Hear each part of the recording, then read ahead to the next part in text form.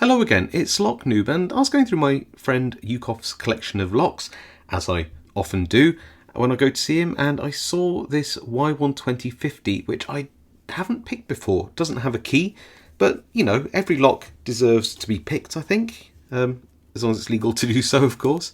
So let's just give this a go with a nice little short hook made by this was made by Daz Evers, this hook, and it's one of the nicest lock picks I've ever had the pleasure of picking with. It's actually my go-to short hook for a reason. Absolutely love this one. Gonna be gutted on that day that one day, you know, the metal finally fatigues after all the use I got out of it. So that's pin 3 there. We're on pin 4. Going to the back. 5 here is, I think it's a little 5-pin lock.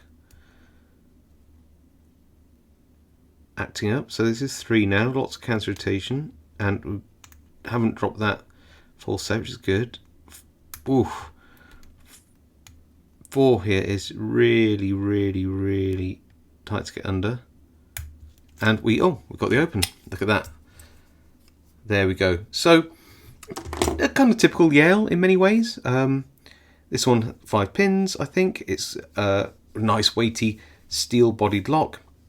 Lots of spools in there, as you can see, lots of dropping into falsets, counter rotation. The bitting can't be too extreme on this one because obviously I'm using a relatively long but mostly short hook. Yeah, really nice little padlock short video, but hopefully an enjoyable one for you. So if you have any comments, leave them below. If you like this video, leave a like. If you think I deserve it, then please subscribe. It really helps my channel out. Otherwise, stay safe, happy picking, and I'll see you all next time.